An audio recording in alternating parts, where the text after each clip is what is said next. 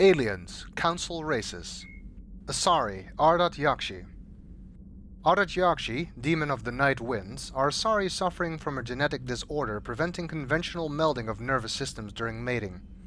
Instead, Ardat Yakshi electrochemically ravage their partner's nervous systems, in extreme cases leaving victims as vegetative invalids or corpses.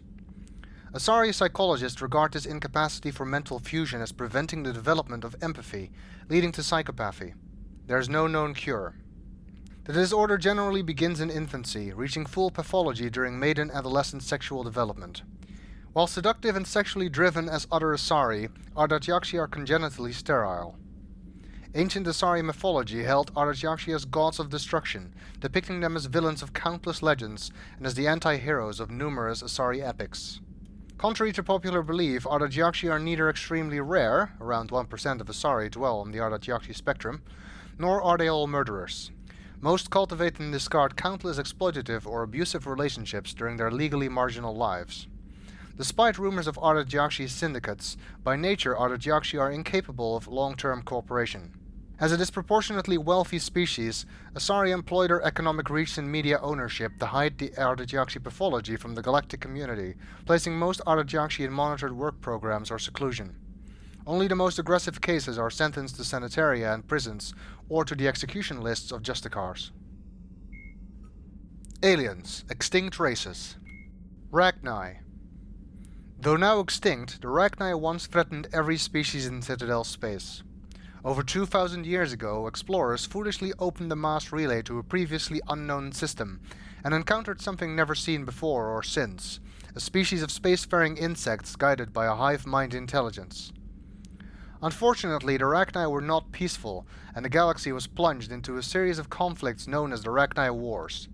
Attempts to negotiate were futile, as it was impossible to make contact with the hive queens that guided the race from beneath the surface of their toxic homeworld. The emergence of the Krogan ended the Rachni Wars. Bred to survive the harshest environments, the Krogan were able to strike at the queens in their lairs and reclaim conquered Council worlds.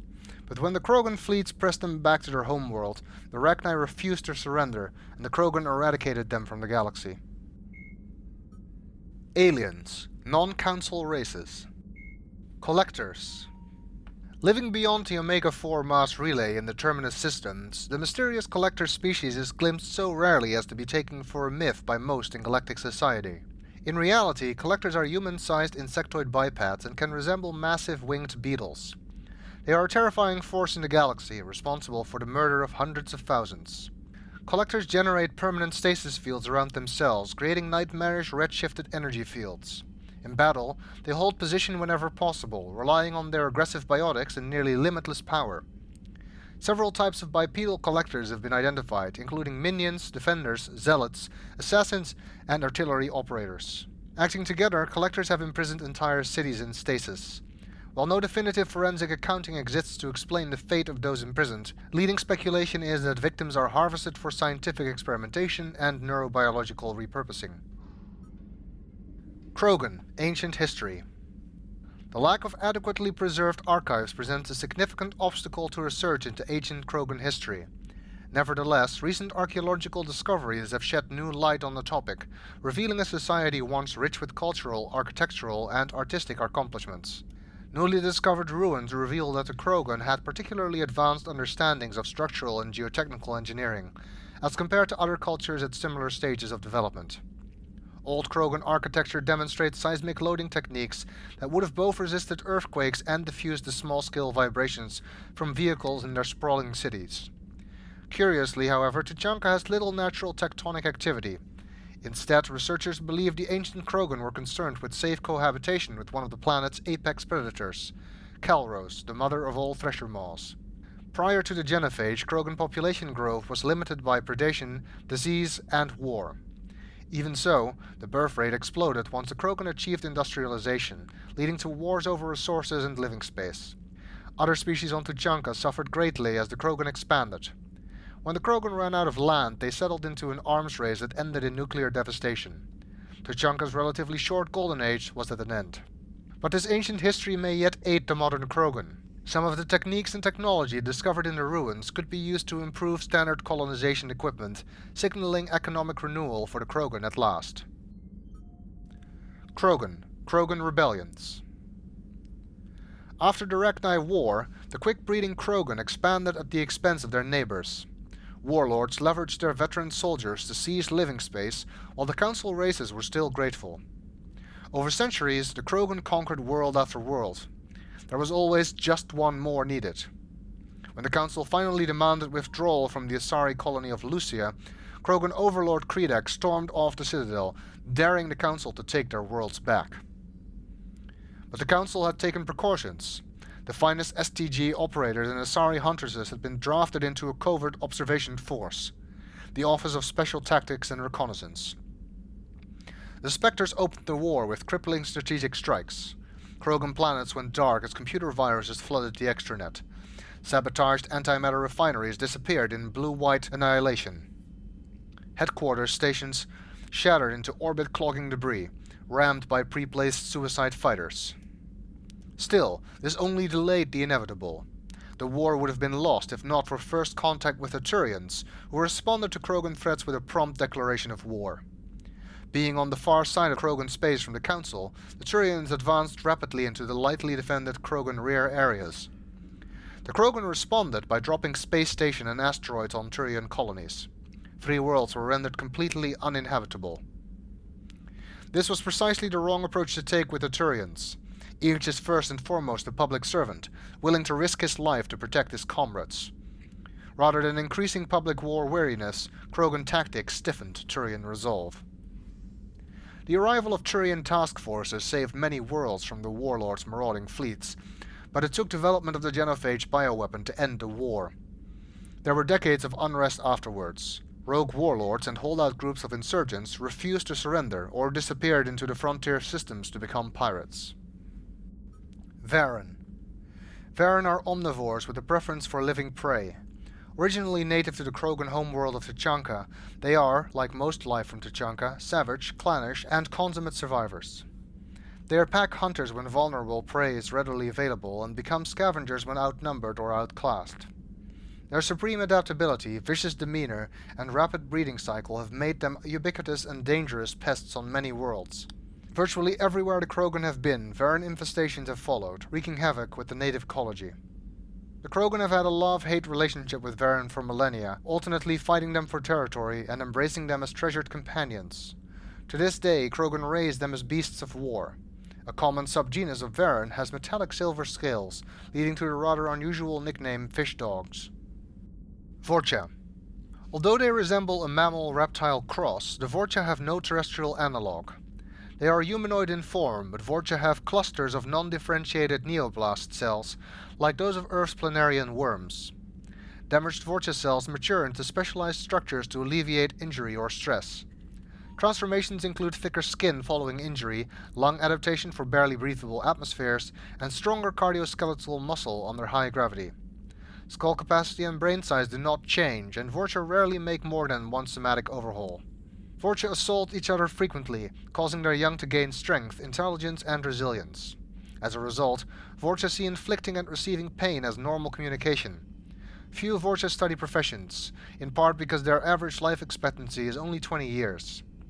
Because Vorcha can eat and breathe nearly anything, they can live almost anywhere, but racism prevents them from integrating into most societies that dismiss them as vermin. They have few employment options beyond Krogan mercenary bands. Yahg. The Yahg are a race of massive apex predators from the world of Parnak, whose rise to sentience in no way blunted their violent nature. A group of Yahg is unable to cooperate until a single leader has been determined through either social maneuvering or brute force, but no grudges are held once a Yahg establishes dominance. Former rivals serve their new superior's purpose with unflinching loyalty and relentless determination, a legacy of their origin as a pack species. Their 8 eyes are another sign of their hunter ancestry. All 4 pairs are geared towards tracking down and predicting the movement of prey. Sophisticated and keenly developed sensitivity to movement and light have made Yahgs masters at reading body language, regardless of species. Much to their short-lived chagrin, the Council's first contact teams discovered it was nearly impossible to lie to the Yahg. The Yahg had technology equivalent of the 20th century Earth standards when they were discovered by the Council in 2125. The Council's ambassadors approached the Yahg as friends and allies instead of subordinates, a baffling sign of contempt from newcomers on Parnac. The Yahg attacked when it became apparent that the alien diplomats stubbornly considered themselves sovereign people instead of new underlings. Parnac remains off-limits by order of the Council, which fears that the Yahg's size, aggression, and obsession with control make them poorly suited for integration into the Galactic community. Citadel and Galactic Government. Citadel Council. The Council is an executive committee composed of representatives from the Asari Republics, the Turian Hierarchy, and the Solarian Union. Though they have no official power over the independent governments of other species, the Council's decisions carry great weight throughout the galaxy. No single Council race is strong enough to defy the other two, and all have a vested interest in compromise and cooperation. Each of the Council species has general characteristics associated with the various aspects of governing the galaxy. The Asari are typically seen as diplomats and mediators. The Solarians gather intelligence and information. The Turians provide the bulk of the military and peacekeeping forces. Any species granted an embassy on the Citadel is considered an associate member, bound by the Accords of the Citadel Conventions. Associate members may bring issues to the attention of the Council, though they have no input on the decision. The Human Systems Alliance became an associate member of the Citadel in 2165. Citadel Space. Citadel Space is an unofficial term referring to any region of space controlled by a species that acknowledges the authority of the Citadel Council. At first glance, it appears that this territory encompasses most of the galaxy. In reality, however, less than 1% of the stars have been explored. Even Mass Effect FTL Drive is slow related to the volume of the galaxy. Empty space and systems without suitable drive discharge sites are barriers to exploration. Only the mass relays allow ships to jump hundreds of light years in an instant, the key to expanding across an otherwise impassable galaxy.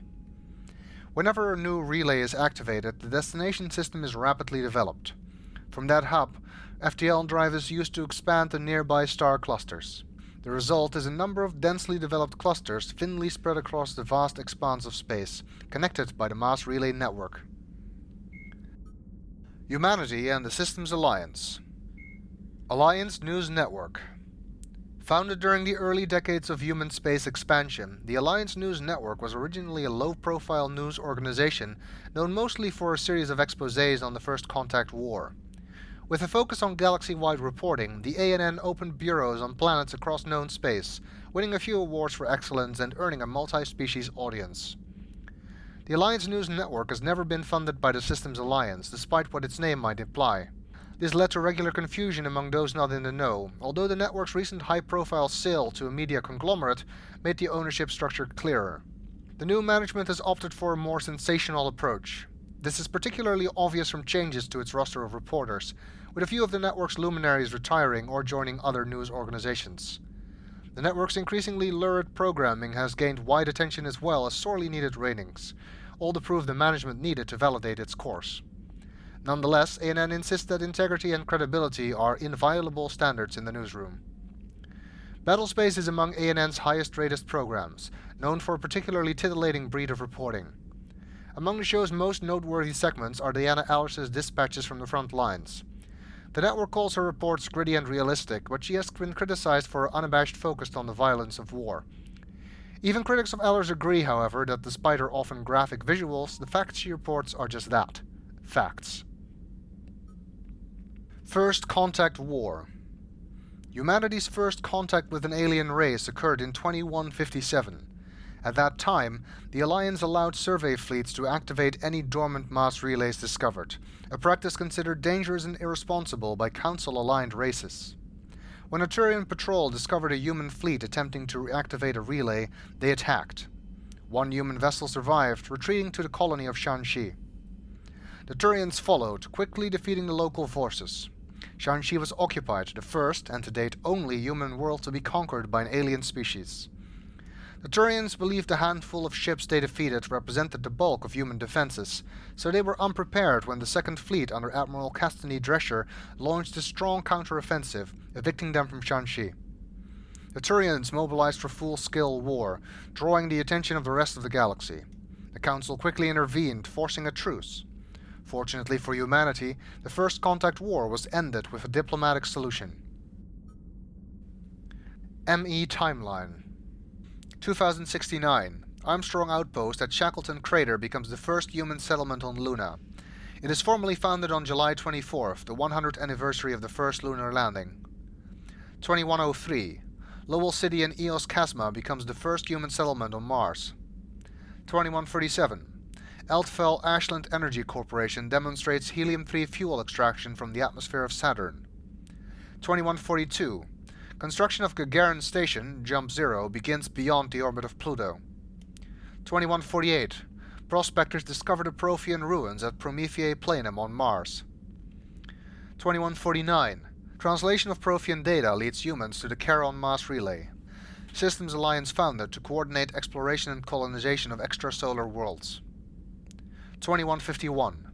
A shipping accident at Singapore International Spaceport exposes downwind communities to containers of dust form element 0.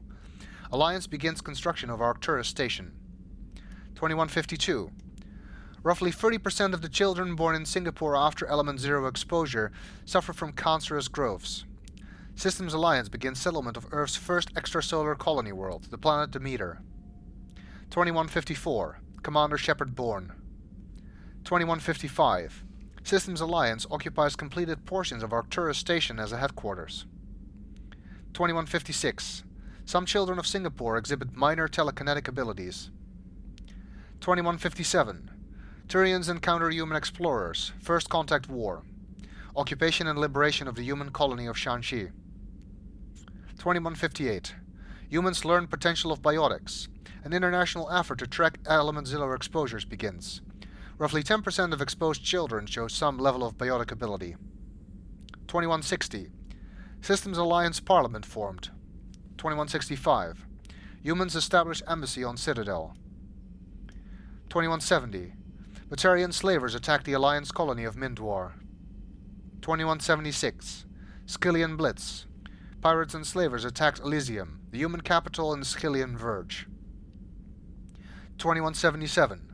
Thresher Maws devour the Alliance colony of Akuz. 2178. In retaliation for the Skyllian Blitz, an Alliance fleet wipes out an army of slavers on the moon of Torfan. 2183. Geth, led by rogue Spectre Saren Arterius, attacked the Citadel, ensuing in a battle that cost thousands of lives. A few weeks later, the SSV Normandy is ambushed and destroyed. Commander Shepard is presumed dead. 2185. An alien race known as the Collectors abducts thousands of human colonists in the Terminus Systems. Commander Shepard leads a team beyond the Omega-4 relay to attack the Collectors where they live, stopping the abductions. 2186. Current date. Systems Alliance. Special Operations. Interplanetary Combatives Training, ICT, is the System Alliance's premier school for leadership and combat expertise. The Interplanetary Combatives Academy, sometimes called N-School or the Villa, recruits officers from every branch of Earth's militaries to partake in grueling courses at Villa Militar at Rio de Janeiro. Initially, candidates train for more than 20 hours per day, leading small combat teams through hostile terrain with little sleep or food. Trainees who do well are awarded an internal designation of N1 and are invited to return. Subsequent courses, N2 through N6, are often held off-planet and include instruction in zero-G combat, military freefall, parachuting, jetpack flight, combat diving, combat instruction, linguistics, and frontline trauma care for human and alien biology. The highest grade of training, N6, provides actual combat experience in conflict zone throughout the galaxy. If the trainee survives these scenarios in admirable and effective fashion, he or she finally receives the coveted N7 designation. N7 is the only ICT designation that may be worn on field or dress uniforms. There is little shame in failing an N course. The training is so extreme that even qualifying for N1 elevates an officer to a position of respect. The universal prestige of merely attending the academy helps to restrain trainees from taking excessive risks in pursuit of higher honors. Although ICT qualification by itself does not guarantee higher rank, those officers who are able to complete the program are typically well suited to senior leadership positions. Mass Effect 3 From Ashes. Planets and locations: Eden Prime. In 2151, as the first anxious settlers made their way through the new Charon mass relay, many of them wondered whether the reality of life on Eden Prime could possibly live up to the stories of pristine landscapes that drew them there. What the colonists found exceeded their expectations. The stable climate and compatible biology made the colony almost instantly viable. Over the next few decades, several million humans immigrated to Eden Prime, and a primarily agrarian culture developed. The new colony quickly became not only self-sufficient, but began exporting goods. Chief among these were rare plants grown from Earth's many heritage seed libraries. But in 2183, colonists faced a true test of their character. Eden Prime was attacked by the rogue spectre Seren Arterius and his Geth allies. Not long after, the Citadel was attacked by those same forces, and Eden Prime's neighboring world Terra Nova found itself threatened with complete destruction. Faced with such violence, a lesser citizenry might have retreated back to the safety of Earth, as so many colonists of Terra Nova did. But Eden Prime's governing body refused to give in. Not only did the colonists vote overwhelmingly to block a measure calling for the building of evacuation ships, they voted to ease restrictions on emigrants from Terra Nova looking for a new home. As a result, Eden Prime's population has swelled. Whatever the war might bring, its status as a symbol of humanity's future in the stars remains unblemished. Technology, Prothean Beacon. In 2183, human scientists uncovered a Prothean technological artifact on the planet of Eden Prime. While repelling an attack by Seren Arterius' Geth allies, Commander Shepard's squad came into the artifact's proximity and set it off. The object, described as a beacon, sent the commander jumbled sounds and images intended to warn of the imminent Reaper invasion. The beacon overloaded during the process and violently exploded. While the vision it provided was dismissed by the Citadel Council as a highly subjective experience, since that time the Council's Committee on Paleotechnology have analyzed the fragments of the beacon in an effort to understand how it communicated. What they found was not quite the telepathic technology that the Alliance Marines described in their reports. The beacon was equipped with a mass effect field generator to hold its subject immobile, a necessary step to minimize collateral damage during the rest of the process. The beacon then nearly instantaneously scanned the structure of its target's optic and auditory nerves, as well as many parts of the brain responsible for memory. Once its expert system determined the proportions of these key features, the beacon stimulated them with pinpoint electromagnetic and other irradiative energy, using powerful programs to recreate any images or sound the beacon required. In principle, this was similar to the popular entertainment device known as a SimStim, but vastly more comprehensive. SimStims direct the senses, not memory. The Normandy's medical officer noted that the beacon delivered more information over the space of seconds than a SimStim could do in hours, and managed to do so to a species whose physiology was completely unknown to its designers. To a paleotech, the fact that Commander Shepard needed assistance to decipher the message is a minor footnote compared to the Protheans' accomplishment, getting any of the message to Shepard at all. Organizations. Cerberus, Atlas. With the Atlas, Cerberus' research arm has combined the deadly armor and firepower of an Ymir mech with the tactical superiority of a trained human pilot. An Element Zero core allows the Atlas to be airdropped onto a battlefield with minimal impact damage. Its thick armor includes a robust transparent canopy made from polycrystalline composite proprietary to Cerberus. Alliance engineers hypothesize that the material is some kind of synthetic sapphire composed with inner layers to resist cracking and thermal damage. Although the Atlas is somewhat unwieldy in the field, its anti-personnel machine guns and ability to shrug off damage from anything short of a heavy weapon makes it a fearsome opponent.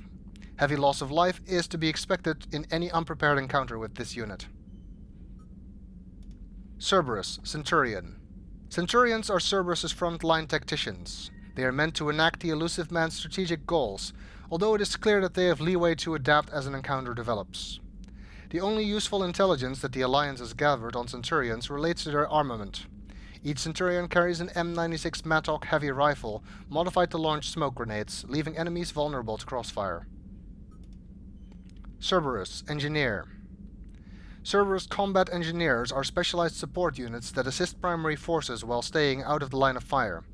They wear lighter armor than the typical Cerberus combatant, using a modified mesh that allows greater mobility. Under cover and out of sight, engineers focus on setting up and maintaining turrets as well as repairing mechanical units or armored allies. When confronted, they return fire only for as long as it takes them to find cover again and let frontline combat personnel take over. Although engineers are not particularly dangerous on their own, the Alliance specifically warns troops to remain alert for turrets, which can mow down an entire squad while the engineer escapes. Cerberus, Guardian. Guardians, the Cerberus equivalent of human tanks, are slow-moving soldiers who carry enormous polycrystalline composite shields. The weight of the shield requires an armored suit equipped with hydraulic assists and a dedicated power supply.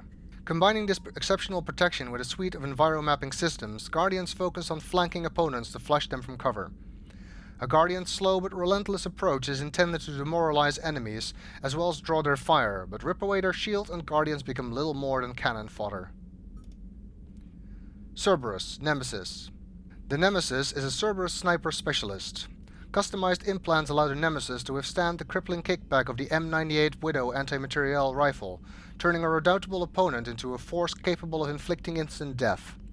A suite of high-tech scanning equipment makes the sniper adept at maintaining cover, meaning a Nemesis is usually spotted only after opening fire, assuming the target survives the first round. Because of self-destruct mechanisms that activate upon the sniper's death, the Alliance has never retrieved an example of Nemesis augmentation technology. This fact, combined with Cerberus Force's penchant for suicide when faced with capture, has made scientific study of their implants impossible. Cerberus, Phantom. Phantoms are agile Cerberus agents with a wide array of offensive and defensive capabilities, including particular specialization in evasive maneuvers and firing from cover. Although intelligence on their implants still evades the Alliance, Phantoms are known to be able to create a personal barrier for greater protection. Monomolecular blades and biotic shielding allow Phantoms to engage in close-quarters combat, and Phantoms can briefly cloak in order to recover from injuries.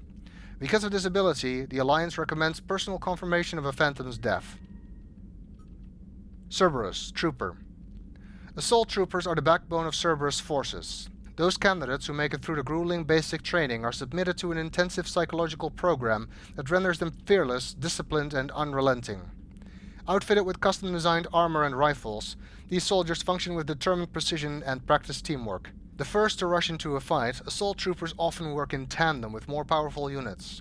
They make strategic use of this scenario, keeping their opponents occupied until it is too late to react to the combined Cerberus force bearing down on them. Mercenaries, Blue Suns. Founded by notorious Batarian slaver Solem Del Serra, the Blue Suns began as a Skillian verge protection racket, providing genuine protection from slavers and pirates. Eventually captured by the Systems Alliance Navy, Del Serra beat almost 24 charges to be convicted on a single count of conspiracy. The slaver benefited from the tutelage of cellmate and brilliant con artist Bernard Leggett's Ledger. Upon release 5 years later, Del Serra incorporated Blue Suns as a legal security agency. Today, the Blue Suns boast a galaxy-wide force of Batarians, Turians, humans, and Krogan. Each deployment is backed by a logistics corps selling everything from heavy weapons to shaving cream. Despite claims that Blue Suns sells its captives as slaves, no Blue Suns employee has ever been convicted on such charges. Many Blue Suns members sport the company logo in tattoo form, removed during assignments and reapplied at mission end. Mercenaries, Eclipse. Brainchild of Asari Commando Jonas Sideris, Eclipse was incorporated as a proactive security company. Influenced by Asari and Salarian military doctrine, Eclipse specializes in sabotage, assassination, and personal and organizational security. Although Citadel government regards the corporation with suspicion, it's embraced in the Skillian Verge and Terminus Systems. Early on, Sideris sought government contracts to establish market share against the better-established Blue Suns. Her agency scored a galactic PR coup by retaking several space stations captured by the Anhor People's Liberation Army and neutralizing its leaders, a victory Eclipse's marketing department never ceases trumpeting. Based on Omega Station, Eclipse controls nearly 20% of the asteroid's real estate. Its services range from mech repair to open warfare, although assassination is reserved for meeting wider, longer-term company goals. For instance, preemptive strikes against pirates rather than murdering spouses for insurance money. Despite numerous reports, Eclipse denies sabotaging or kidnapping business rivals. Mercenaries, the Blood Pack. Originally a small Terminus Systems Vorcha gang, the Blood Pack was transformed into a legion by visionary Krogan battlemaster Gunnar Rang. Exiled for striking a female in anger, Rang obsessed over reclaiming his lost status. Leading the Vorcha pack as a pirate crew, Rang cultivated recruits and infamy for a decade before incorporating his fighters as a security company across the Scythian Verge. His notoriety ensured his initial public offering for investors made him rich beyond most Krogan's dreams. Rang returned triumphantly to his clan, rallying elders, Krogan hordes, and their firepower and biotic support towards professional violence in the Terminus Systems. Banned from Citadel Space, the Blood Pack bribes its way through spaceports into armed conflicts across the galaxy. Priding themselves for accepting otherwise untouchable contracts, the Blood Pack rejects bodyguarding and security in favor of cases requiring minimal oversight and maximal violence. Planets and locations. Aeia. Humans detected Aeia as an Earth-type world via telemetry in 2165. After probe surveys indicated life, lost vegetation, ample fresh water, and breathable air, the Alliance upgraded the planet to a garden world colonization priority. Commanded by Captain Ronald Taylor, the crew of Alliance survey vessel Hugo Gernsback made planetfall in the jungle world in 2173. Soon after, ship transmissions inexplicably stopped. While the precise fate of the Hugo Gernsback command and crew is unknown, they are presumed killed in action and their vessel destroyed. Benning. Benning was once a thriving human colony, but the Reapers have rounded up a large portion of the populace for processing. Some pockets of civilian resistance still elude the Reapers, however, and rescue attempts are underway. A resistance radio established during the early days of the attack continues to broadcast, exhorting survivors to band together and discussing rumors of safe havens. Unfortunately, those rumors have begun to result in ambushes, increasing the desperation of those who remain free. Through all this, Benning's automated agricultural systems have continued to operate, leading to unprecedented stores of food in the planet's granaries and warehouses. Sion. Sion, a fortified world under the protection of several Asari matriarchs, has begun to supply fuel to Systems Alliance forces in the hope that an Asari-human partnership might prevent the Reapers from seizing the planet. Alliance forces have since established several outposts in the system. The humans and Asari have been joined by a small detachment of Turians, drawn from the private militia of a corporate conglomerate that does business with Sion. The three species are so determined to defend Sion that integration issues have been negligible. The task force has already thrown back several Reaper attacks, although the commanders expressed concerns that small Reaper forces could have slipped through despite their vigilance. Pharos. Pharos is a habitable world in the Attican Beta cluster. 2/3 of the habitable surface is covered with the ruins of a crumbling Prothean megatropolis. In the millennia since the Prothean extinction, the ruins have been picked over by looters many times. Pharos was considered a poor prospect for colonization, as little open ground remains for agriculture. The only sizable freshwater sources are the poles, which are tapped by the decaying Prothean aqueduct systems. The dead cities, while in good condition considering their antiquity, are of uncertain stability. Ground level is congested by a dozen meters of fallen debris, and the air is fouled by dust. In 2178, the Human Exogeny Corporation announced its intention to place a permanent colony on Pharos, to thoroughly explore the ruins. The pioneer settlement was placed on the upper levels of several intact skyscrapers, using the surviving Prothean aqueducts and rooftop hydroponic gardens to support the population. Freedom's Progress. Freedom's Progress colony was once a typical Alliance settlement, but following complete communications blackout and its apparent destruction, is now a lightning rod for anxiety and dread in the galactic human community. The communications blackout followed an upgrade of the colony's small military force, supplemented by mechs and security drones, with high-powered, tower-mounted Guardian lasers. Colonists complained about construction cost overruns, delays, noise, and damage to the local environment. They also feared the defense array could be seen as provocative to their world's neighbors. Such fears may not have been baseless. Authorities still have offered no explanation for the communications blackout, fueling rumors of plagues, natural disasters, or occult-inspired mass suicide. Located in strategically insignificant space, Freedom's Progress colony had once offered residents spectacular rainbows, lush marshlands, and stunning mountain ranges. Its potential as an agricultural settlement and tourism wonderland rivaled that of any Alliance colony. Haestrom. Before the Geth revolt 300 years ago, the Quarians colonized Haestrom to study the mysterious instability of its sun, which threatened premature eruption into a red giant. As a scientific outpost of minimal military value, Haestrom was ill-equipped to repel Geth forces during the insurrection and fell quickly under their control. Captured Geth planetary survey data indicates that despite sustaining damage, Haystrom's architecture remains as it was before the war, preserving a Quarian architectural style that no longer exists anywhere else in the galaxy. Because Haystrom's sun has overwhelmed the planet's protective magnetosphere, humans foolhardy enough to venture into Geth-controlled Haystrom must exercise extreme caution. Minutes of radiation exposure will overload shields and hours of exposure will kill. Furthermore, solar output renders surface-to-orbit communication nearly impossible. Ilium. A regional hub of Asari commerce awash in riches, Ilium is infamous for its abusive labor practices and legalization of nearly everything except murder. As such, Ilium is the preferred production site for weapons and pharmaceuticals that would be illegal nearly everywhere else, made even more lucrative by legal indentured servitude. Among the biotics-related pharmaceutical producers is the Dantius Corporation, a rising star in galactic commerce.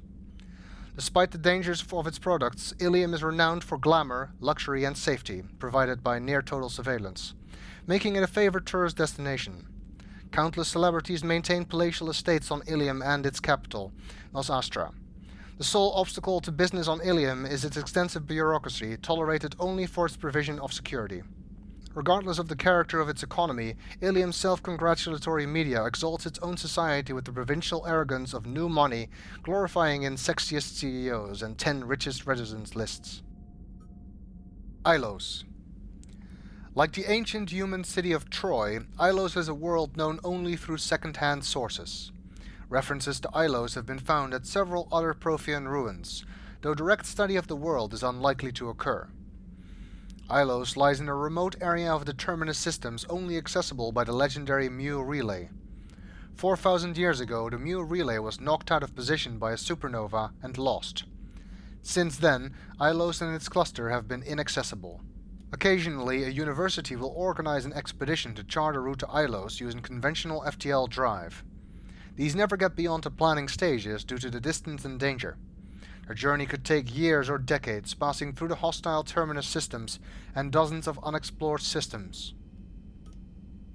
Corlus. Known as the Starcraft Cemetery, Corlus was the regional toxic junkyard for centuries. Ships reaching astronautical near-death at connecting mass relays were sent to Corlus, stripped of every useful component, then dumped planetward to clear shipping lanes. Currently, Corlus hosts numerous merc factions, such as the Blue Suns, rumored to be using downed ship fossils to test advanced munitions. Massive gun batteries threaten anyone attempting planetfall, with minimal defenses against ground attack. Because ancient volcanism greenhoused the planet, Corlus was too hot and CO2 rich to develop a biosphere, despite the abundant lakes that could have sponsored the development of life. Now cool enough for protected habitation, but too scorching for anyone but extremophiles and mercenaries seeking secrecy, Corlus supports numerous Krogan outposts. The Krogan have therefore seeded Corlus with hardy Varren, often capped as warhounds. Varren live primarily on a diet of geophagous vermin and each other. Noveria. Noveria is a cool, rocky world with most of its hydrosphere locked up in massive glaciers. A privately chartered colony world, the planet is owned by the Noveria Development Corporation holding company. The NDC is funded by investment capital from 24 high-technology development firms, and administered by an executive board representing their interests. The investors built remote hot labs in isolated locations across Noveria's surface. These facilities are used for research too dangerous or controversial to be performed elsewhere, as Noveria is technically not part of Citadel Space and therefore exempt from Council law. By special arrangement, Citadel Special Tactics and Reconnaissance agents have been granted extraterritorial privileges, but it remains to be seen how committed the Executive Board is to that principle. Given its unique situation, it is understandable that Noveria is often implicated in all manner of wild conspiracy theories. Omega. Originally an asteroid rich in element zero, Omega was briefly mined by the Protheans, who eventually abandoned it due to its thick, impenetrable crust. Thousands of years later, nature did what even the Protheans could not. Collision with another asteroid broke Omega in half, exposing its trove of element zero for easy mining. A rush ensued as corporations and private individuals tried to strike it rich on Omega, and thieves and outlaws followed in their wake. As space became tight, construction of processing facilities extended vertically from the asteroid, creating Omega's jellyfish-like silhouette. To prevent future collisions, the station is ringed with enormous mass effect field generators that redirect incoming debris. Today, Omega is a major hub of narcotics, weapons, and ESO trafficking, without even a pretense of civilian government or military control. Only mercenary groups have been able to instill a limited order. The most ruthless is an Asari syndicate run by the notorious Aeia T'Loak. On Tarim. 16 years ago, the Systems Alliance established the first dish field on Tarim, defying the tidal disruptions and electrical storms that periodically sweep across the planet. The facility has since grown into a crucial communications hub for the Alliance. Trade between the Alliance base and nearby human settlements sustains planetary unity.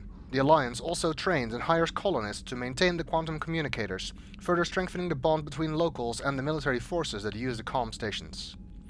Although most of the communication relay serves the military, a coalition of Tarim's businesses has begun construction on a civilian broadcast hub.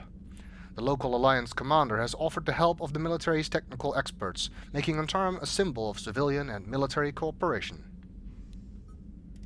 Pragia. Choked by the hypergrowth of non-native plant species, Pragia serves as a galactic reminder about the imperative for careful regulation during colonization. 2 centuries ago, Batarian agribusiness chose uninhabited Pragia as their empire's breadbasket. Colonization authorities introduced non-native, industrially mutated plants that flourished in the world's fertile volcanic soil. Synergizing with Pragia's natural geothermal conditions and chemotropic microbes, the imported species soon became a nightmare. Mutant strains of poisonous and even carnivorous plants arose, overgrowing colonies in days instead of years, and causing the Batarians to abandon their holdings. Because the planet's small animal population is insufficient to check its plant growth, Alliance ecologists predict soil exhaustion in 400 years. Due to its relative isolation and lack of population, Pragia has become a regional haven for drug runners, weapon smugglers, pirates, mercenaries, terrorists, and intelligence agents seeking secrecy. Rakana. The Drell homeworld of Rakana once teemed with life, its arid plains home to spectacular insect and reptile analogues. But the Drell took to industrialization early and did not realize the extent of the environmental damage they caused until it was too late. With their topsoil depleted and oceans too acidic to sustain life, the Drell were situated for a massive population crash by 2025 CE. It was then the Hanar stepped in, mounting a large-scale rescue operation to bring Drell to the Hanar homeworld, Kaje. As wars erupted over what resources remained on Rakana and billions began to die, approximately 375,000 Drell escaped in the Exodus. To repay their debt, the Drell entered into an agreement with the Hanar. Called the Compact, it states that the Drell would assist the Hanar with tasks the Hanar cannot physically perform. Today, high-ranking Hanar are often inseparable from their Drell attendants. Sanctum. Sanctum is known for the freezing ice storms which sweep across its poles and temperate zones, with only a thin strip of habitable land along the equator. Because of those harsh living conditions, Sanctum attracts only the most gruff and hardy, from miners to mercenaries to company men. Mining, referred to as ice cracking anywhere but the equator, is the backbone of Sanctum's economy. The planet is rich in platinum and palladium deposits, as well as boron, which is locally used in semiconductor doping. Sanctum's corporate factions have learned that Cerberus is involved in the planet's finances. Systems Alliance intelligence agents embedded within the corporate strata are quietly urging the companies to confront Cerberus directly, but so far financial bickering has kept Sanctum's major stakeholders from acting against the elusive man. Terminus Systems. The Terminus Systems are located on the far side of the Attican Traverse, beyond the space administered by the Citadel Council or claimed by the Human Systems Alliance. It is populated by a loose affiliation of minor species, united only in their refusal to acknowledge the political authority of the Council or adhere to the Citadel Conventions. Their independence comes at a price. The Terminus is fraught with conflict. War among the various species is common, as governments and dictators constantly rise and fall. The region is a haven for illegal activities, particularly piracy and the slave trade. At least once a year, a fleet from Terminus invades the nearby Attican Traverse. These attacks are typically small raids against poorly defended colonies. The Council rarely retaliates, as sending patrols into the Terminus systems could unify the disparate species against their common foe, triggering a long and costly war. The Migrant Fleet. The Flotilla, or the Migrant Fleet, is a fleet of roughly 50,000 starships that houses over 17 million Quarians. The largest collection of starfaring vessels in the galaxy, the fleet is so large it may take days for all the ships to pass through a mass relay. The ships are constantly repaired, replaced and upgraded to comfortably house as many Quarians as possible. Typically, ships specialize in roles for the fleet, from the enormous agricultural life ships to the shielded lab ships to the repurposed freighters known as home ships that house Quarian children, young parents and educators. Employed Quarians typically live in the ship they work on, since commuting from ship to ship ties up resources with unnecessary docking procedures. Even within the flotilla, Quarians on most ships will remain encased in their protective suits. Rarely, Quarians will meet on clean ships for specific purposes such as medical services or reproduction. When this occurs, they remove their suits, knowing full well that it is likely they will spend a few days having allergic reactions or getting over infections as their weakened immune systems compensate for each other's presence. The Perseus Veil. As vast in natural beauty as it is in threat, the purple and gold nebula called the Perseus Veil forms a natural border between Geth Space and the Terminus Systems. The Veil's total opacity prevents Council intelligence from surveying Geth activity. Theoretically, the Geth could be preparing a devastating attack against which the Council could be defenseless, or the Geth could have died out, so that the defense budget against them could be gaining the Alliance nothing but economic ruination. Despite fears of Geth, prospectors do occasionally mount salvage ventures inside the Veil. One ended in tragedy. Using technomental domination, the Geth drew the team into the Veil before aiming them back at husks at the organic society that produced them. A leaked classified Spectre report claims that the dreadnought Sovereign, commanded by ex-Spectre Saren Arterius and crewed by Geth, hit near the Veil before initiating the 2183 Citadel attack. Virmire. Virmire is a lush world located on the frontier of the Attican Traverse. Its vast seas and orbital position on the inner life zone have created a wide equatorial band of humid, tropical terrain. Only the political instability of the region has impeded efforts at colonization. Many times, the Citadel has opened negotiations to settle Virmire with the various criminal gangs and petty dictatorships in the nearby Terminus Systems. All fell apart due to internal power shifts within the opposing parties. The Citadel has written off colonization of Virmire as impossible without significant political change. The Terminus powers themselves are unlikely to ever settle Virmire. Most lack the resources to support settlement of a virgin world, finding it more expedient to steal from their neighbors than build for themselves. Ships and vehicles.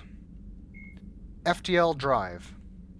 Faster-than-light drives use element zero cores to reduce the mass of the ship, allowing higher rates of acceleration.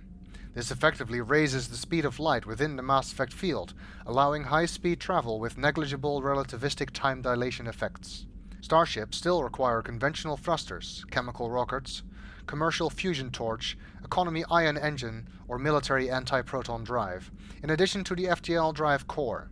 With only a core, a ship has no motive power.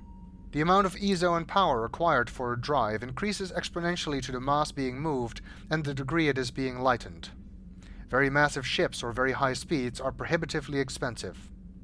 If the field collapses while the ship is moving at a faster-than-light speed, the effects are catastrophic.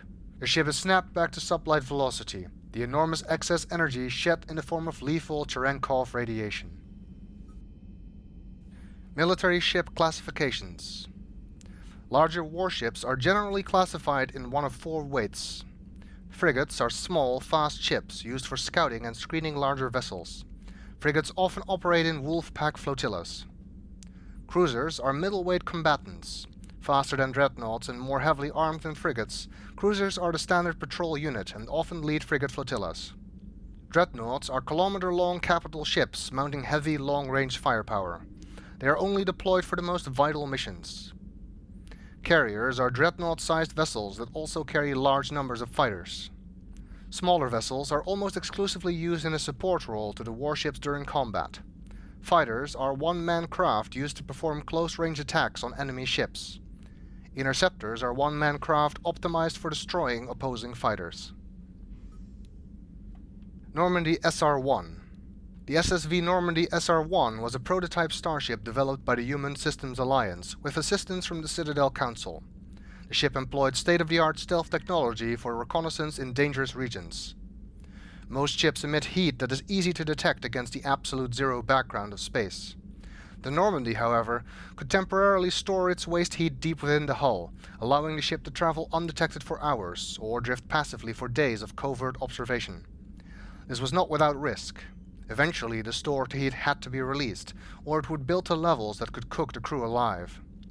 Another key component of the Normandy's stealth system was a revolutionary Tantalus Drive, a Mass Effect core twice the size of a standard unit. The Tantalus Drive generated mass concentrations that the Normandy fell into, allowing it to move without the use of heat-emitting thrusters. The Normandy SR-1 was destroyed in 2183 when it was ambushed by a collector ship in the Omega Nebula. Space combat. Shells lofted by surface navies crash back to Earth when their acceleration is overwhelmed by gravity and air resistance. In space, a projectile has unlimited range. It will keep moving until it hits something. Practical gunnery range is determined by the velocity of the attacker's ordnance and the maneuverability of the target. Beyond a certain range, a small ship's ability to dodge trumps a larger attacker's projectile speed. The longest ranged combat occurs between dreadnoughts, whose projectiles have the highest velocity but are the least maneuverable. The shortest ranged combat is between frigates, which have the slowest projectile velocities and highest maneuverability. Opposing dreadnoughts open with a main gun artillery duel at extreme ranges of tens of thousands of kilometers. The fleets close, maintaining evasive lateral motion while keeping their bow guns facing the enemy. Fighters are launched in an attempt to close to disrupt their torpedo range. Cautious admirals weaken the enemy with ranged fire and fighter strikes before committing to close action. Aggressive commanders advance so cruisers and frigates can engage. At long range, the main guns of cruisers become useful. Friendly interceptors engage enemy fighters until the attackers enter the range of ship-based guardian fire. Dreadnoughts fire from the rear, screened by smaller ships. Commanders must decide whether to commit to a general melee or retreat into FTL. At medium range, ships can use broadside guns. Fleets intermingle, and it becomes difficult to retreat in order. Ships with damaged kinetic barriers are vulnerable to Wolfpack frigate flotillas that speed through the battle space. Only fighters and frigates enter close knife fight ranges of 10 or fewer kilometers. Fighters lose their disruptor torpedoes, bringing down a ship's kinetic barriers and allowing it to be swarmed by frigates. Guardian lasers become viable weapons, swatting down fighters and boiling away warship armor. Neither dreadnoughts nor cruisers can use their main guns at close range. Laying the bow on a moving target becomes impossible. Superheated thruster exhaust becomes a hazard. Technology. The Shroud. What the Krogan call the Shroud is a technological remnant of the Solarian uplift. After Tuchanka's nuclear war released tons of smoke and dust into the atmosphere, the planet temporarily cooled from global dimming, except at the poles, where the albedo was lowered by soot. As clouds trapped the resulting heat, enormous swathes of permafrost melted, releasing methane captured in clathrates from previous millennia. This potent greenhouse gas created a runaway heat cycle that was called the nuclear summer. Without intervention, Tuchanka would have sunk into a slow but certain mass extinction. The Solarian solution was to assemble the Shroud, a permanent sun shield of trillions of tiny refractory lenses placed at the L1 Lagrange point, the point in space where the lens's naturally stable orbit would shade the planet. The Solarians settled on a delivery method that became known as the Shroud Towers. The towers were essentially enormous coil guns that could fire a payload of lenses into space, along with equipment necessary to monitor the payload's trajectories. Many Krogan warlords enthusiastically approved of the plan, some because they believed in saving their homeworld, but most because they saw future military applications for the Shroud Towers. The Shroud was completed on schedule over the next few decades, by which time the Rachni held the warlords' full attention. The Krogan rebellions were not kind to the Shroud Towers. All but one was destroyed during the push for Krogan demilitarization. The remaining tower, often referred to as the Shroud, even though that is technically incorrect, was repurposed for cloud seeding and atmospheric repair. It remains on the landscape as an anachronism, a symbol of a time when Krogan and Solarians helped themselves by aiding one another. Artifacts.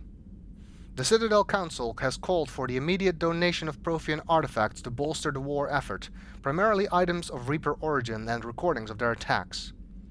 The Exogeny Corporation set an example by donating a store of newly discovered paleotechnology and releasing the data archives of deep space research colonies destroyed by the Reapers. Several private collectors have since stepped forward to donate the entirety of their collections. But despite an offer of amnesty for anyone concealing such artifacts, not everyone has responded as the Council hoped. Several artifacts have been found in obscure underground markets on safe haven worlds, presumably sold by newly arrived refugees who needed funds to survive. Reports say that smugglers continue to sell stolen artifacts, and armed raids on archaeological sites have rendered even legal operations extremely hazardous.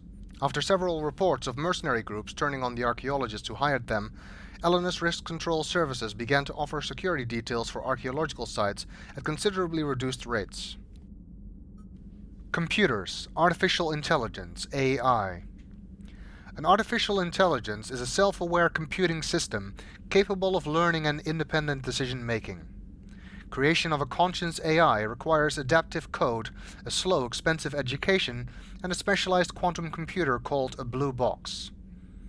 An AI cannot be transmitted across a communication channel or computer network. Without its blue box, an AI is no more than data files. Loading these files into a new blue box will create a new personality, as variations in the quantum hardware and runtime results create unpredictable variations. The GEF serve as a cautionary tale against the dangers of rogue AI, and in Citadel Space they are technically illegal. Advocacy groups argue, however, that an AI is a living, conscious entity deserving the same rights as organics. They argue that continued use of the term artificial is institutionalized racism on the part of organic life. The term synthetic is considered a politically correct alternative. Computers, Virtual Intelligence. A virtual intelligence is an advanced form of user interface software. VIs use a variety of methods to simulate natural conversation, including an audio interface and an avatar personality to interact with. Although a VI can provide a convincing emulation of sentience, they are not self-aware, nor can they learn or take independent action. VIs are used as operating systems on commercial and home computers. Minimal VI agents are also available. Agents are compact and specialized. Some serve as personal secretaries, filtering calls and scheduling meetings based on user-defined priorities. Others are advanced search engines, propagating themselves across the extranet to collate user-requested data. Commercial VIs in a variety of stock personalities are available at any software retailer. Boutique firms and hobbyists also build unique VIs to personal specification. Although software emulation of living personalities is illegal, reconstructions of famous historical figures are common. The Darkness Breached, Leviathan's Secrets. Non-Council Races, Leviathan. Essentially nothing was known of the aquatic species dubbed Leviathans before Commander Shepard's report to Task Force Aurora. No record of their species' true name exists, no ruins are attributed to their civilization, and no influence on other races has been recorded. The task force can only conjecture based on the limited information provided by Shepard. Their current world is unlikely their home world, so it is surmised that the Leviathans master technology and spaceflight despite their immense size and aquatic nature. Their ability to communicate with and mentally dominate land-based sapiens would have been a necessary step, and so whatever homeworld the Leviathans hail from would have included the Thrall species, whose civilization served their purposes. Presumably their bodies can withstand both the extreme pressure of the depths and the lesser pressure of a coastal area where they might come into contact with these Thralls. Transporting a creature the size of the Leviathan into space would have been a significant engineering challenge. It is likely they used EZO for ease of travel, as the Hanar do, and employed cybernetic filtration to breathe air as well as oxygenated water. It is unknown if the Leviathans have modified themselves with the equivalent of a biotic amplifier, but it seems probable. The faster-than-light communication of their pulses would require precise control previously unknown to modern science. One can only guess at the innovations of this species, and the Leviathans are volunteering no such information. The Reaper War. The Fall of Earth. The Reapers took Earth in a matter of hours. The Alliance knew the first wave would arrive from Batarian space, but they were unprepared for the speed and scale of the attack. The Reapers bypassed the 6th and 7th fleets at Terra Nova and Eden Prime, flying straight from relay to relay where they could never be tracked nor intercepted. The tactic was unexpected, since the navies of organic species would never risk coming out of FTL within combat range, or leaving enemies at their backs to threaten supply lines. At Arcturus Station, more than a dozen Reaper capital ships engaged the Alliance's 2nd, 3rd, and 5th fleets. This was mere screening for the main force. Dozens more capital ships continued through the Khar'shan relay, where the first fleet had been lying in wait but was soon destroyed. The fourth fleet, near Earth, had a few minutes of advance warning. It stood no better chance. After destroying Earth's convoys, smaller Reaper destroyers wiped out all GPS and communication satellites in Earth's orbit and cut the undersea fiber optic cables that linked the continents.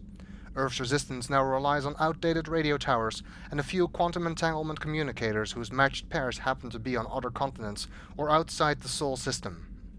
Communication is so limited that the fate of entire nations remains unknown. The capital ships bombarded defense installations and industrial centers, annihilating entire cities with populations in the low millions, including Adelaide, Hamburg, El Jubel, and Fort Worth. Meanwhile, Reaper destroyers descended into the atmosphere to melt roads and capture population centers, with minimal loss of life. This is not an example of the Reapers being merciful. More likely, they are hurting their prey to make the coming harvest that much easier. The Fall of Khar'shan. For every 1,000 Batarian refugees, there are 1,001 stories about how the Reapers invaded the Batarian systems. A few elements are common to almost every version, however. The Reapers arrived first in the Vular system and immediately destroyed its communications network. The Hegemony's Department of Information Control blamed the loss of signal on space weather, but scrambled ships to the system nonetheless. Within a day, Reaper capital ships appeared in the Harza system and descended on the Batarian homeworld Khar'shan. For all the rhetoric about the Hegemony's military prowess, their response to the Reapers was uncoordinated.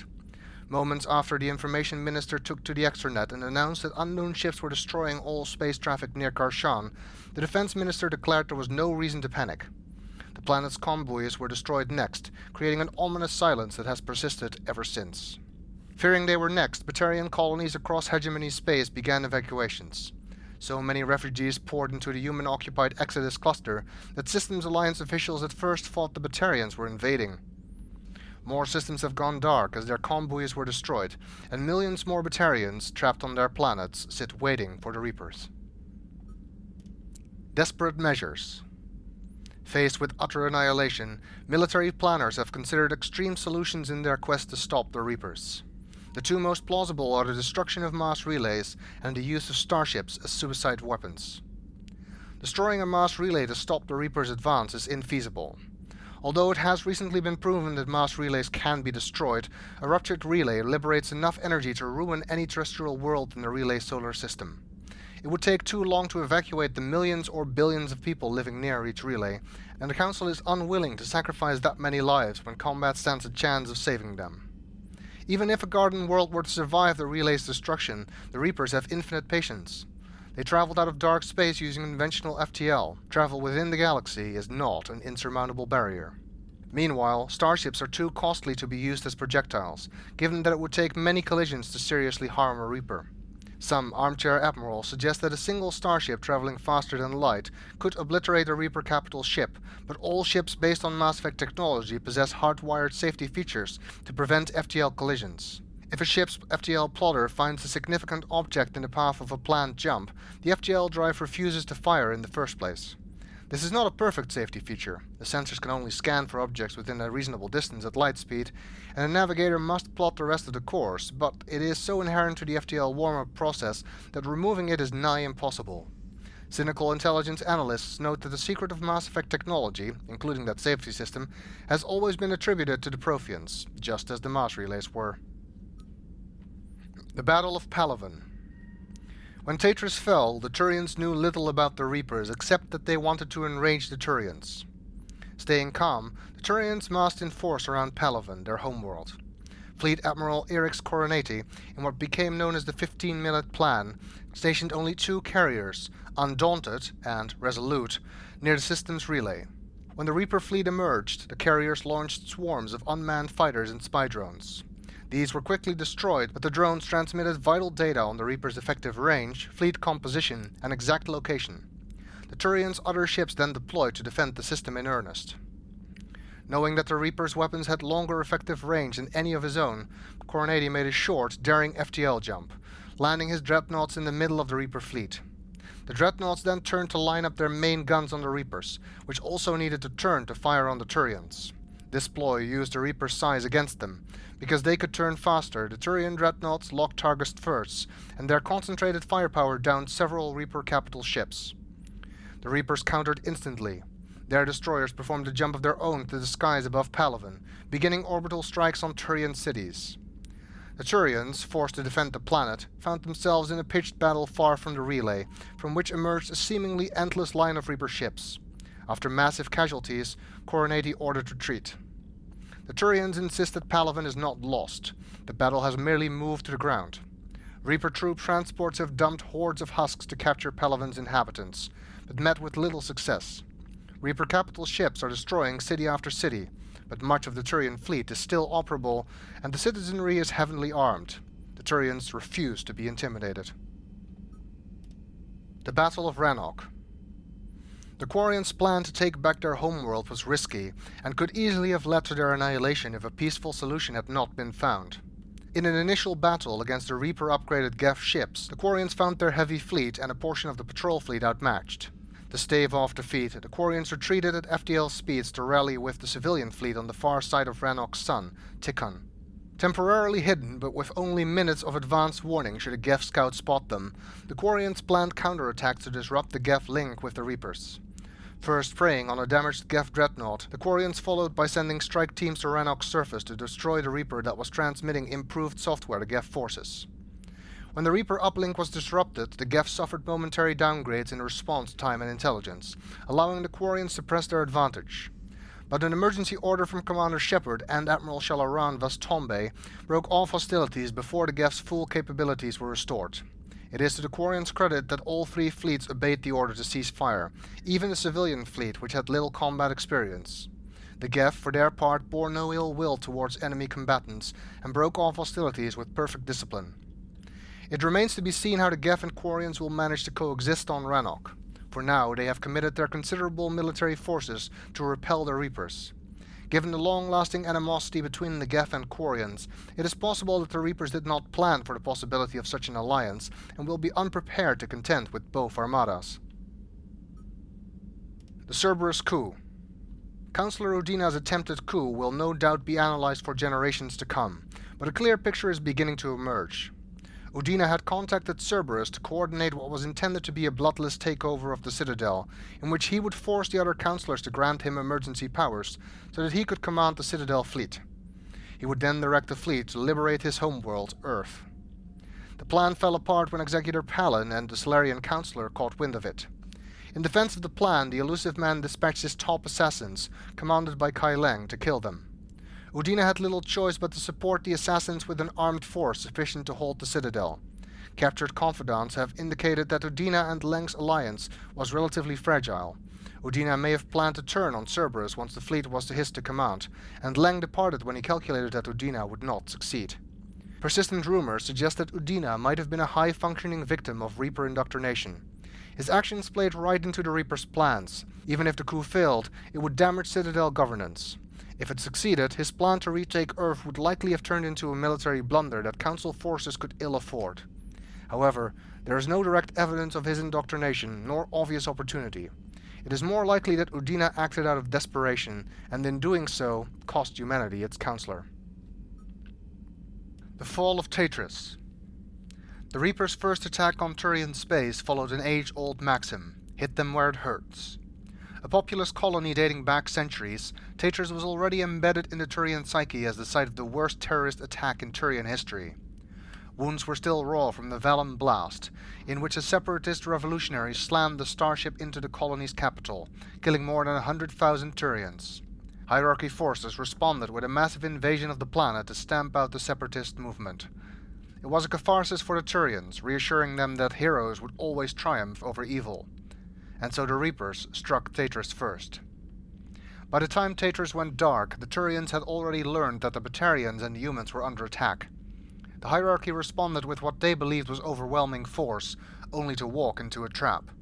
Reaper ships were waiting on the other side of the relay to Taetrus, and they released devastating firepower the moment the fleet emerged. Turian leaders observing the one-sided battle were faced with a choice: reinforce their side of the relay to defend against a Reaper invasion, or throw more resources into an offense. With soldiers and civilians alike clamoring for retribution against the Reapers, the Turians continued the assault. The hierarchy sent warp bombs through the relay to clear a path, fighting tooth and talon to inflict casualties against the Reaper fleet. It was a valiant effort, but doomed. The Reapers emerged victorious from the relay and began broadcasting a signal to Turian convoys, images of Vallum, Taetrus' capital, once again the smoking wreck. The fight for Turian space had begun. The Fall of Thessia. The assault on Thessia did not go as smoothly as the Reapers' strikes against other races. While other species met the Reapers head-on, the Asari resorted to dangerous hidden-run tactics to harass their attackers. By engaging in guerrilla strategies, blasting a Reaper ship, then jumping to FTL where they could not be tracked, the Asari forced the Reapers to remain on the defensive. Unfortunately, the Reapers' greater numbers allowed them to accept certain losses, so they soon ignored the attacks against them and began orbital bombardment of Thessia. This in turn forced the Asari to defend their homeworld with a more traditional stance, facing the Reaper forces directly. As soon as the Reapers landed on Thessia, the harvesting began. A swift and brutal slaughter of the Asari ground forces followed. Resistance from trained biotics barely slowed the attackers down. In the end, Thessia's minimal military forces, combined with unpreparedness in the face of an overwhelming enemy, resulted in the fall of the planet. The Miracle at Palaven. The Turian and Krogan counterattack on Palaven combined deception, courage, and tenacity. First, the Turians leaked a false battle plan that drew on the same tactics they used at the beginning of the assault on Palaven. Then, the dreadnought Indomitable faked a problem with its drive core coming out of FTL near Palaven's moon, Mene. 3 other dreadnoughts and their attendant fleets deployed to assist Indomitable, a tempting target that drew the Reaper capital ships away from Palaven. Turian troop transports then entered Palaven's atmosphere to release shuttles, gliders, and individual soldier capsules. The Reapers did not understand the seriousness of the threat at first. Those that detected the landing craft sent husks and collector swarms to intercept them, but little more. This allowed Krogan commandos to link up with Palaven's resistance and hand off their payloads, warp bombs, and fission weapons. In simultaneous strikes across the globe, Reaper ships began to explode. Turian resistance members had managed to smuggle the bombs inside when the Reaper processing ships, troop transports, and even destroyers and capital ships had opened their structures to indoctrinate Turian leaders. Large swathes of territory fell back into Turian and Krogan control. News of the victory gave a much-needed boost to the morale of the Turian resistance and the galactic public. But the action was not without sacrifice. Turian insurgents gave their life to ensure the explosives detonated, and the processing centers they destroyed were full of civilians who died just as surely as if they had been harvested. Of the dead, General Minin Resverix said, "Whatever they were in life, their deaths had no equal. They are worthy of joining the spirit of Palaven itself." The Reapers. Harvesting. Even with all the Reaper's power, harvesting every sapient species in an entire galaxy can take decades or even centuries. The most time-consuming part of the process is gathering DNA from the population. To accelerate the effort, the Reapers follow a consistent procedure. Victims who cooperate, surrender, or are captured by husks are sorted into camps. It is believed the husks possess receptors that allow them to analyze a victim's DNA through sight, smell, or touch. Victims that meet their standard are herded from the camps into processor ships. Those the husks deem insufficient are either turned into husks themselves or indoctrinated to serve as slave labor. The Reapers use this last option to give their victims false hope. Many captives who would otherwise fight back become docile when they see members of their own kind obey and survive. The processor ships reduce victims to a transportable liquid. Like in a slaughterhouse, the ship's design prevents victims from seeing or hearing what happens elsewhere so that they do not panic. The victims are ushered into locking pods, then rent apart and dissolved into paste that is flushed to storage vats. The rate of killing is phenomenal. Intelligence estimates suggest that there are more than 400 processor ships on Earth, killing approximately 1.86 million humans per day. In combination with battlefield deaths, disease, and famine, this pace will result in the complete depopulation of Earth within a decade. As the husks and indoctrinated slaves build more slaughtering facilities, the kill rate can only increase. Reaper capabilities. The Reapers are technologically superior to the organic species of the galaxy, but the degree of that superiority is a matter of debate in the intelligence community. The Reapers' thrusters and FTL Drive appear to propel them at more than twice the speed of Citadel ships.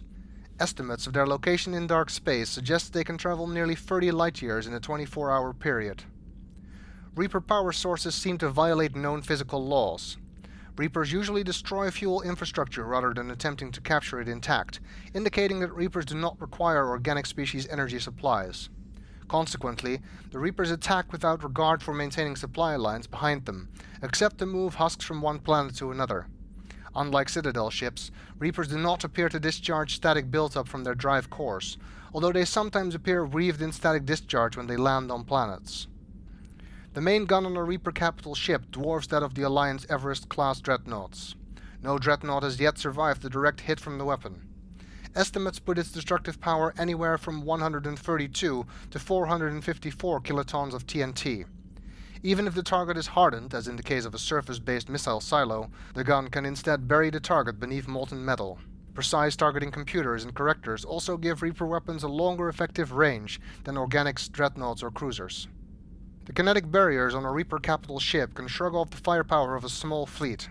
Weapons specifically designed to overcome shields, such as the Javelin, Guardian lasers, or the Fennec series, can bypass the barriers to some degree.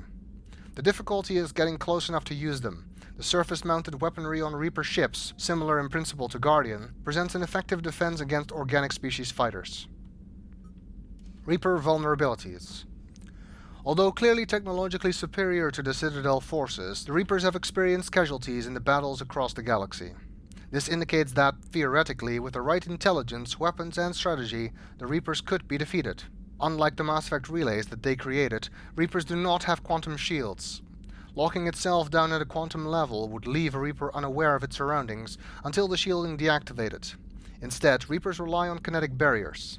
In the case of a Reaper capital ship, these kinetic barriers can hold off the firepower of 2 dreadnoughts simultaneously, but 3 clearly cause a strain and 4 typically results in destruction.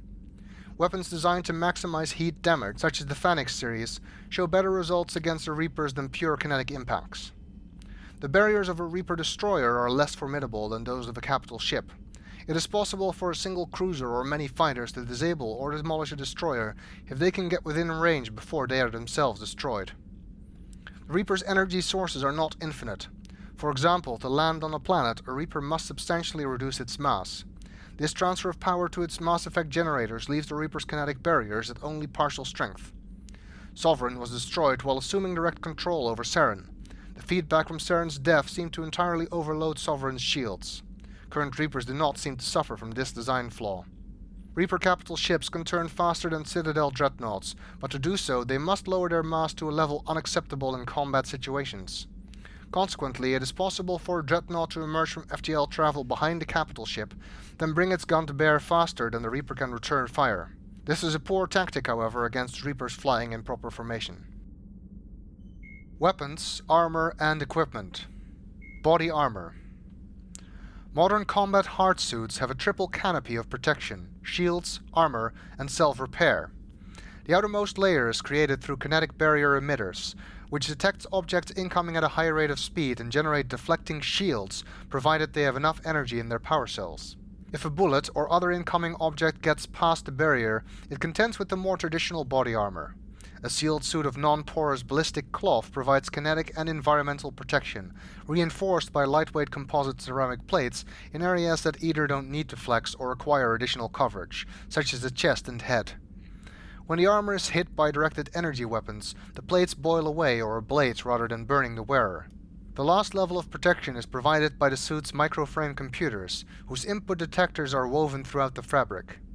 These manage the self-healing system, which finds rent in the fabric and, assuming any such tear would wound the flesh underneath, seals the area off with sterile, non-conductive metagel. This stanches minor wounds and plugs holes in the suit that could prove fatal in vacuum or toxic environments. Soldiers are not always fond of the squished skin that oozes gel on them at a moment's notice, but fatalities have dropped sharply since the system was implemented. Kinetic barriers, shields. Kinetic barriers, commonly called shields, provide protection against most mass accelerator weapons. Whether on a starship or a soldier's suit of armor, the basic principle remains the same. Kinetic barriers are repulsive Mass Effect fields projected from tiny emitters. These shields safely deflect small objects traveling at rapid velocities. This affords protection from bullets and other dangerous projectiles, but still allows the user to sit down without knocking away their chair. The shielding afforded by kinetic barriers does not protect against extremes of temperature, toxins, or radiation. Mass accelerators. A mass accelerator propels a solid metal slug using precisely controlled electromagnetic attraction and repulsion. The slug is designed to squash or shatter on impact, increasing the energy it transfers to the target. If this were not the case, it would simply punch a hole right through, doing minimal damage. Accelerator design was revolutionized by Element Zero. A slug lightened by a mass effect field can be accelerated to greater speeds, permitting projectile velocities that were previously unattainable. If accelerated to a high enough velocity, a simple paint chip can impact with the same destructive force as a nuclear weapon. However, mass accelerators produce recoil equal to their impact energy. This is mitigated somewhat by the mass effect fields its rounds are suspended within, but weapon recoil is still the prime limiting factor on slug velocity. Small arms. Modern infantry weapons are micro-scaled mass accelerators, using mass-reducing fields and magnetic force to propel miniature slugs to lethal speeds. Nearly every gun on the battlefield is laden with features, from targeting auto-assists to projectile shavers, that can generate thousands of rounds of ammunition from a small internal block of metal. It was long thought that personal weapons had plateaued in performance, but the GEF proved all theories wrong. Mathematically reviewing their combat logs, the GEF found that in an age of kinetic barriers, most firefights were won by the side who could put the most rounds down range the fastest. The combatants were forced to deliberately shoot slower to manage waste heat or pause as their weapons vented. To eliminate this inefficiency, the GEF adopted detachable heat sinks known as thermal clips. While organic arms manufacturers were initially doubtful this would produce a net gain, a well-trained soldier can eject and swap thermal clips in under a second. Faced with superior enemy firepower, organic armies soon followed the GEF's lead, and today's battlefields are littered with these thermal clips. Tech armor and fortification. Although body armor and kinetic barriers provide significant protection for relatively low cost, technically savvy soldiers sometimes go further. Tech armor is the common term for a complex series of field generators that disrupt incoming force using a stationary warp effect. The theory is that bullets that would normally shatter on impact instead break apart when they strike the field. The field then bleeds away the shrapnel's kinetic energy. The standard design for tech armor traps the warp field between two low-yield kinetic barriers to protect the user from the field itself. When the outer barrier fails, the warp effect is discharged, potentially harming anyone nearby. For this reason, many soldiers modify the armor with a haptic-style light effect to warn allies not to get too close. On missions where stealth is paramount, this effect is disabled. Cynical soldiers joke that the design is called tech armor because if it were simply called warp armor, no one would use it.